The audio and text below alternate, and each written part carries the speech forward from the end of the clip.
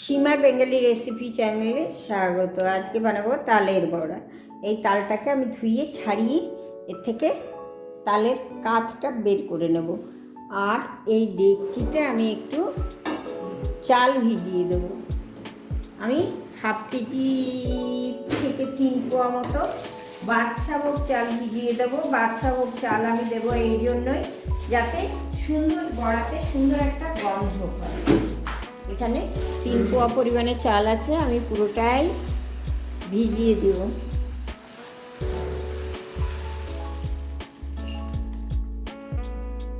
দেখুন সুন্দর একটা তাল এনেছে। আমি এই তালটাকে ধুয়ে এটাকে খোসা ছাড়িয়ে আঠিগুলো আমি এখন জলে ভিজিয়ে রাখবো।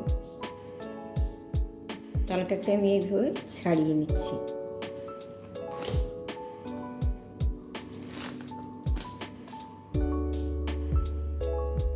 তালটা আমি জলে ভিজিয়ে রেখেছিলাম।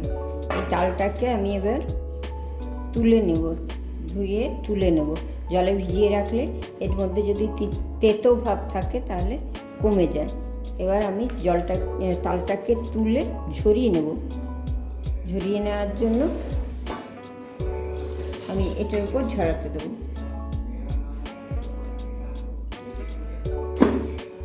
তাহলে জলটা ঝরে গেলে তারপরে আমি তালের পাল্পটা বের করে নেব।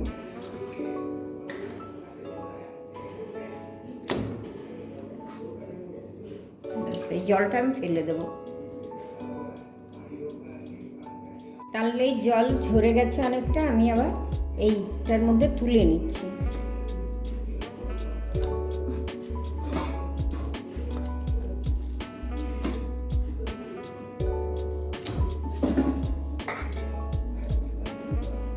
আমি আবার এই জলটা ফেলে দিয়ে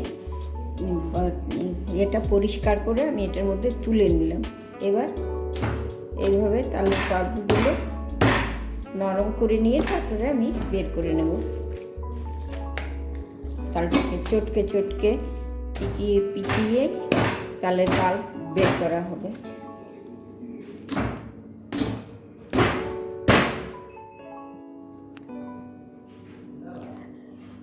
তালের আঠিগুলো আমি পিটিয়ে আর চটকে একটু নরম করে নিয়েছি। এবার এগুলোকে আমি এটার মধ্যে দিয়ে ঘষে ঘষে পাল্পটা বার করে নেব।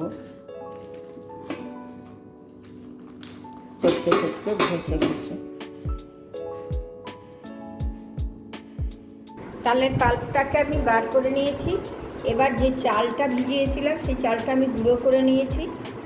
এই চাল গুঁড়ো আমি মেজারিং কাপের 1 কাপ দিলাম। আরও আর 1 কাপ দেবো, দিয়ে তারপরে এটাকে আমি মাখবো। দরকার পড়লে আর একটু দিতে হবে। 2 কাপ চালগুলো এর মধ্যে আমি দিয়ে দিলাম। একটু মৌরি দিয়ে দিলাম।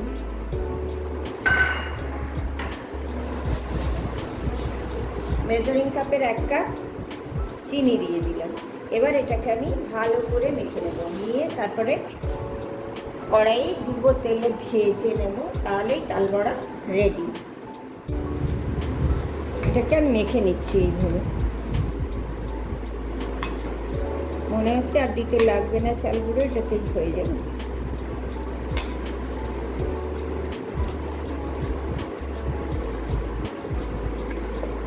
অনেকে আটা ময়দা দিয়ে করেন, কিন্তু আটা ময়দা দিয়ে করলে বেশি ভালো হয় না, একটু নরম লাগে। ওই জন্য আমি চালগুলো দিয়ে করি।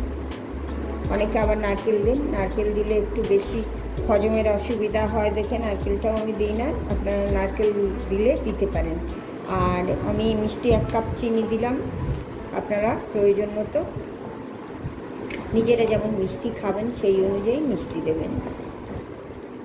তাল চাল গুঁড়ো চিনি দিয়ে মেখে নেওয়ার পর এরকম হয়েছে। এর ঘনত্বটা দেখুন। এর মধ্যে আমি যে জিনিসটা দিতে ভুলে গেছিলাম সেটা হচ্ছে একটু নুন। হালকা একটু অল্প একটু নুন দিতে হবে।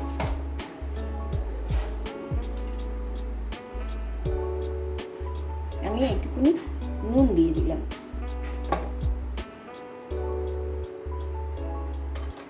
এবার নুনটাকে মেখে নেব।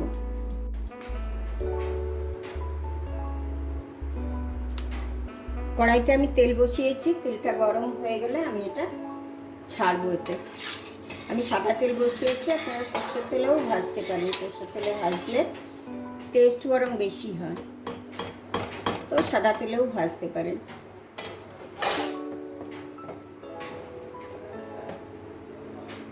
আমি বড়াগুলো তেলটা গরম হয়ে গেছে, বড়াগুলো দিয়ে ছেড়ে দিচ্ছি।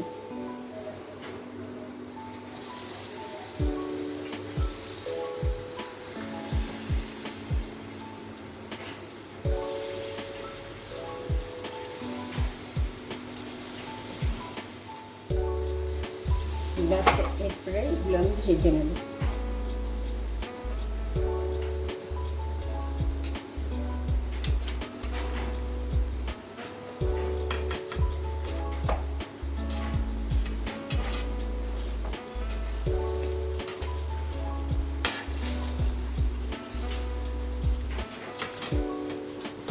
তাল বড়াগুলো আমি ভালো করে লালচে করে ভেজে নেব।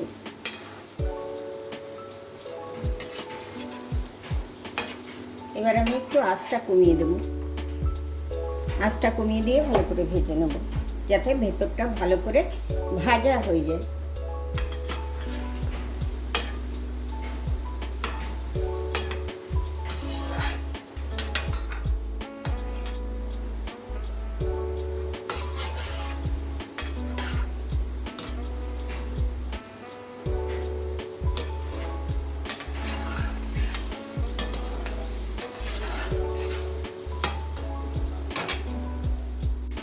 দেখুন তাল বড়াগুলো এবার ভাজা হয়ে গেছে, আমি এবার এগুলোকে তুলে নেব। যেগুলো বেশি ভাজা হয়ে গেছে আগে তুলে নেব।